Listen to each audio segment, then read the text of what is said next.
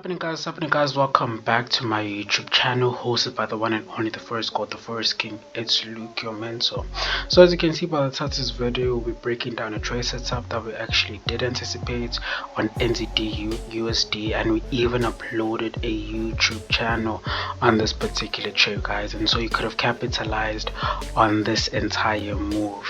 Fine, it's not much, but I mean, considering the risk reward ratio, and should have actually entered around this area, and your target could have been there, you could have capitalized on more than 6% or 5% on this particular trade alone.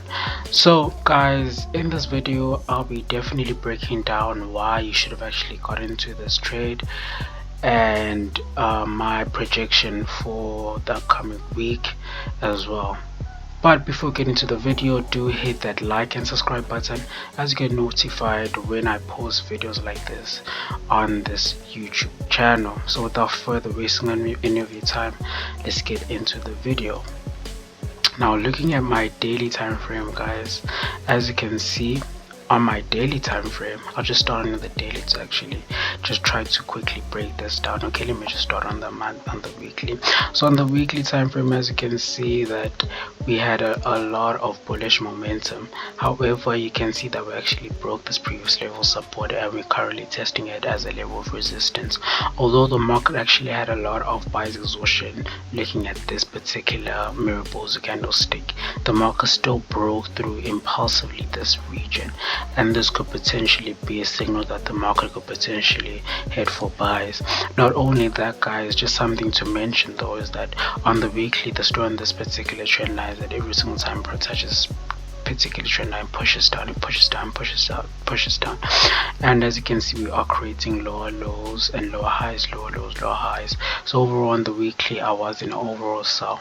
Now looking at my daily time frame, guys, the structure on this particular time frame is that we are in an overall bullish trend. The market had this impulsive push, breaking above these lower highs, creating a lower low and a potential lower high for overall continuation. So on my daily, guys, time frame, I was in a buy. Not only that, looking at the previous daily candlestick, we had a lot of bullish had a lot of bullish momentum as well. Market even engulfed the previous 1, 2, 3 candlestick, which then signifies a lot of bullish momentum. Now looking at my H4 time frame, guys, on my H4 time frame, we had this descending channel or descending trend, excuse me. So at this initial high, initial low, a lower high, a lower low, a lower high, a lower low, lower high, a lower low, we actually hit our negative 61.8 level on our Fibonacci. Not only that, we had our divergence. As you can see that the market is actually projected towards the downside, while the RSI is actually projected towards the upside, and so that signifies potential reversal may actually occur. So I knew that on my H4 I was in a buy, but as well as my daily, but on my weekly I was in a potential sell. Now looking at the H1 time frame, guys, looking at the H1 time frame, we had this impulse, right? We had this impulse, correction, continuation. So so my target projection was this negative 27%. I knew that the market had to come to this negative 20% level at least before it even continues towards my negative 61.8 level. But as of today, guys, the market was literally sitting at this particular broken level of support and was now testing it as resistance. No, it wasn't actually testing it as resistance, it was still above, right? It was somewhere around this level and area. Now the reason why I actually anticipated for the market to come back was because we had this initial fib, right?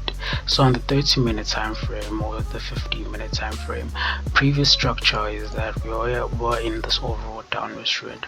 we had this impulse, correction, continuation. Market then broke through this low high, creating a high high and a high low, guys, and that's when I drew this particular fib, right? So I had this Fibonacci drawn from this point A to my point B, and my overall target projection was this negative 27%. So my negative 61.8% level, as well as my negative 27% level on my Fibonacci, basically signifies a potential level of reversal. So when the market came to this negative 20% level, I was already anticipating for the market to actually pull back at least to this particular zone before it actually continues. So as you can see that we came to this negative 20% level was around this region area. We also had this ascending channel as well as this divergence, and once the market actually broke this 1 minute structure, as you can see, we had this impulse, correction, continuation, correction, continuation. Once the market actually broke this particular candlestick, this particular market structure area, came back creating a lower high, and then the market just came to this area. Once the market came to this level and area, guys, we had drawn this Fibonacci retracement. As you can see, again, we came to my negative 61.8. we had this divergence. As you can see, the market is headed towards the downside, while on the RSI we're actually going towards the upside. So the market had divergence, while the next 61.8 as well was literally sitting at a previously broken level of support with resistance, and I was now testing it as support. And then the market then sort of like found liquidity at this level. As you can see, we had a lot of bullish momentum, and that's why you could have entered into this particular trade and have taken this trade at least to this region. Based on even this fib, it played out to the T, guys. As you can see, the market in my negative 10.8%, and then you could have basically came out of this particular level. Now, as you can see that on my 15-minute time frame, guys, the 5-minute time frame actually, as you can see that we have broken previous market structure. We had this initial high, right, and then this is a high low high high high low high high. Market is consolidated, as you can see, but we've actually broken this particular lower high structure. And so overall, I am anticipating that the market could potentially continue at least to this red trend line. So I could potentially draw my fib, but I do not have a point B. A point B is basically when the market actually pulls back. So for instance, this could be a potential point A, point B, a point C for overall continuation. So that's where you would draw your fib from your point A to your point B, right, guys? So this is your point B, point A, and this is your overall target projection. Now currently I do not have a point B, or where the market actually pulls back for me to actually draw my fib. Again, guys, a fib is a tool that is used to measure the counter trend based on the current trend of the market. Currently the market is actually pulling back, or basically in a short, and so I would potentially use a Fibonacci to actually assess the pullback, as to understand where the market could particularly be projected to. So from tomorrow, as of from tomorrow, I do anticipate the market potentially come to this level, and maybe, just maybe, guys, we could potentially be looking for longs from this particular position, if, or assuming the market actually prints out a bullish variation candlestick. So guys, we've reached the end of the video. Do hit that like and subscribe button, as you get notified when I drop banger videos like this. It will also help me boost my YouTube channel. And without further wasting any of your time, guys, peace out.